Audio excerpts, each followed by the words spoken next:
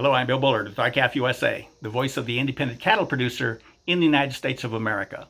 Well, the government collects a lot of food-related information. For example, it collects the average net cash income by commodity for farm businesses. So the government reports on the average income farmers and ranchers earned for producing commodities like corn or wheat or dairy or poultry or cattle. But before we talk about farm and ranch income, let's talk food stamps. You'll recall that we're asking Congress to amend the food stamp program to require food stamp purchases to be used to purchase food exclusively produced by America's farmers and ranchers. That way, food stamp purchases for beef, for example, will be for beef exclusively born and raised right here in the United States of America. And this, of course, will help ensure food security by strengthening the U.S. economy, its food supply chains, and its producers of the food.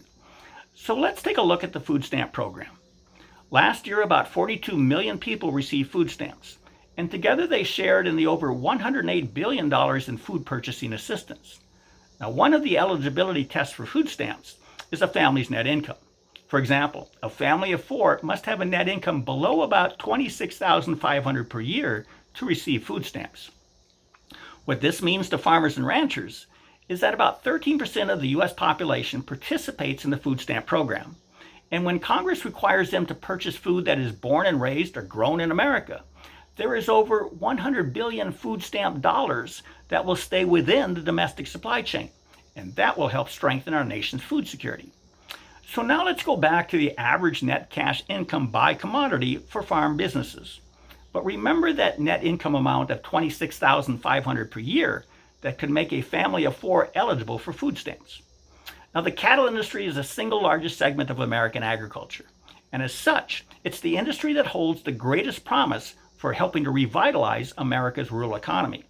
But of course, cattle farmers and ranchers first have to generate sufficient income so they can make the needed contributions to that revitalization process. Now, what the government report shows is alarming.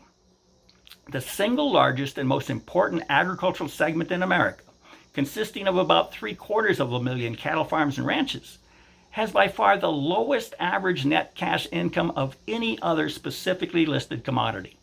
And when I say by far, I mean it's nearly 7 times lower than the next lowest average cash income. And that's the average net cash income for the poultry industry. So what's wrong with this picture?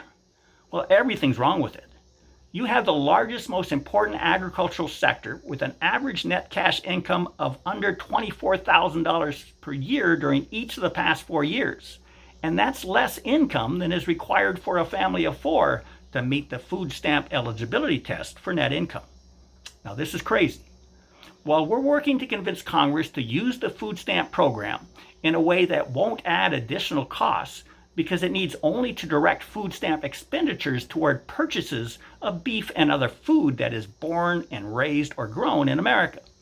And while not adding costs, it will help strengthen our national food security by taking the over $100 billion already being spent, but directing it toward the United States beef and other food supply chains.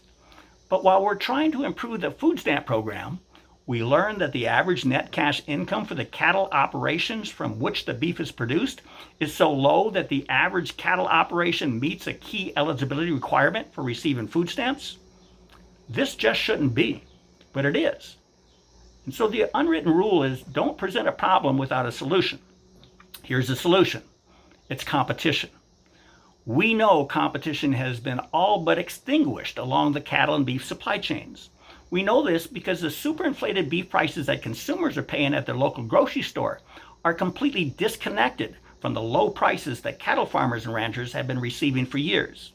We must restore that competition that has been purged from our industry so that competitive market forces can once again begin allocating a competitive share of revenues from beef sales to cattle farmers and ranchers and everyone else along the beef supply chain. To do this, we need your help. Please call your congressional members and say the food stamp program should require purchases of U.S. produced food. And then tell them you want them to pass the American Beef Labeling Act, Senate Bill 2716 and House Bill 7291, so everyone can distinguish U.S. beef from imported beef. This is where we must start to begin restoring competition in rural America. Please join with us by going to our website at r-cafusa.com. Thank you and have a productive week. Goodbye.